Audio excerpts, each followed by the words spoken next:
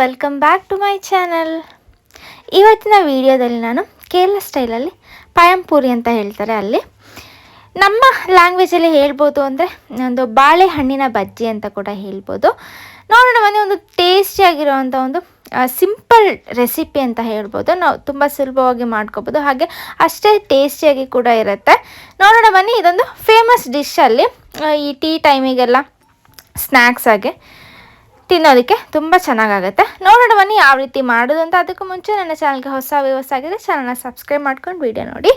ಮೊದಲಿಗೆ ನಾನಿಲ್ಲಿ 1 ಕಪ್ ಆಗೋಷ್ಟು ಮೈದಾ ತಗೊಳ್ತೀನಿ. ಅದಕ್ಕೆ ಒಂದು 2 ಟೇಬಲ್ ಸ್ಪೂನ್ ಅಕ್ಕಿ ಹಿಟ್ಟು, ಕ್ರಿಸ್ಪಿಯಾಗಿ ಬರೋದಕ್ಕೆ ಅಕ್ಕಿ ಹಿಟ್ಟನ್ನು ಹಾಕ್ಕೊಳ್ಳಿ 1 ಕಪ್ ಆಗೋಷ್ಟು ಮೈದಾಗೆ. ಅದಾದಮೇಲೆ ಇದಕ್ಕೆ ಟೇಸ್ಟಿಗೆ ಎಷ್ಟು ಬೇಕಷ್ಟು ಉಪ್ಪನ್ನು ಹಾಕ್ಕೊಳ್ಳಿ. ಒಂದು 1/2 ಟೀ ಸ್ಪೂನ್ ಉಪ್ಪು ಹಾಕ್ಕೊಳ್ಳಿ. ನೆಕ್ಸ್ಟ್ ಇದಕ್ಕೆ ಸಕ್ಕರೆ ಹಾಕ್ಕೋಬೇಕು. ನಾನಿಲ್ಲ ಒಂದು 3 ಟೀ ಸ್ಪೂನಷ್ಟು ಸಕ್ಕರೆ ಹಾಕ್ಕೊಳ್ತಿದ್ದೀನಿ. ನಿಮಗೆ ಸಕ್ಕರೆ ಅಂದರೆ ಸ್ವೀಟ್ ಸ್ವಲ್ಪ ಜಾಸ್ತಿ ಬೇಕು ಅಂದರೆ ಜಾಸ್ತಿ ಹಾಕ್ಕೊಳ್ಳಿ, ಇಲ್ಲ ಸಾಕು ಅಂದರೆ ನೀವು 3 ಟೀ ಸ್ಪೂನಷ್ಟು ಸಕ್ಕರೆ ಹಾಕ್ಕೊಳ್ಳಿ. ಅದಾದಮೇಲೆ ಇದು ಸ್ವಲ್ಪ ಕಲರ್ ಬೇಕು, ಅದಕ್ಕೆ ನಾನು ಅರಿಶಿನ ಪುಡಿನ ಹಾಕ್ಕೊಳ್ತಾ ಇದ್ದೀನಿ.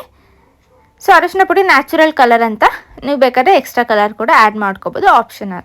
ಸೊ ಇದನ್ನು ಮಿಕ್ಸ್ ಮಾಡಿಕೊಂಡು ನೀರನ್ನು ಹಾಕಿ ಸೇಮ್ ನಾವು ಬೋಂಡದ ಹಿಟ್ಟು ಯಾವ ರೀತಿ ಕಲಿಸ್ಕೊಳ್ತೀವಲ್ಲ ಅದೇ ರೀತಿ ನೀವು ಕಲಿಸ್ಕೋಬೇಕು. ಸ್ವಲ್ಪ ಸ್ವಲ್ಪನೇ ನೀರನ್ನು ಹಾಕಿ ಕಲಿಸ್ಕೊಳ್ಳಿ. ಅಲ್ಲಿ 1 ಕಪ್ ಆಗೋಷ್ಟು ಏನು ಮೈದಾ ತಗೊಂಡಿದ್ನಲ್ಲ ಅದಕ್ಕೆ 3/4 ಕಪ್ ಆಗೋಷ್ಟು ನೀರನ್ನು ಹಾಕಿ. ಸೊ ಇದು ಕರೆಕ್ಟ್ ಏನು ಮೆಷರ್ಮೆಂಟ್ ಆಗುತ್ತೆ.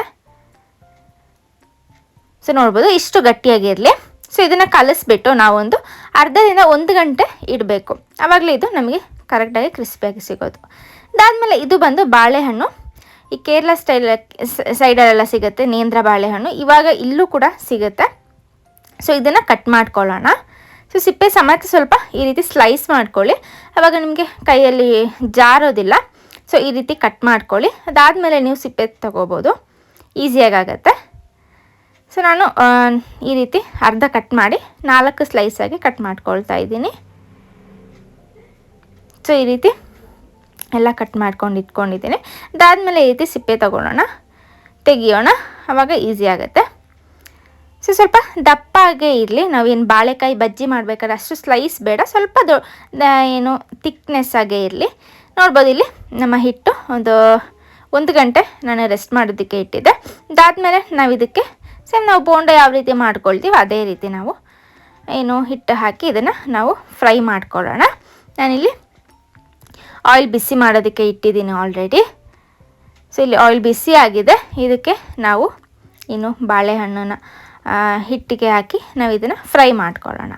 ಸೊ ನೋಡಿದ್ರಲ್ಲ ಸಿಂಪಲ್ ರೆಸಿಪಿ. ಇದನ್ನು ಒಂದು ಗೋಲ್ಡನ್ ಬ್ರೌನ್ ಆಗೋ ತನಕ ನೀವು ಇದನ್ನು ಫ್ರೈ ಮಾಡ್ಕೊಳ್ಳಿ, ತುಂಬ ಟೇಸ್ಟಿಯಾಗಿ ಆಗುತ್ತೆ. ಇದು ಯಾವ ರೀತಿ ಬರುತ್ತೆ ಅಂದರೆ ಕ್ರಿಸ್ಪಿಯಾಗಿ ಬರೋದಿಲ್ಲ.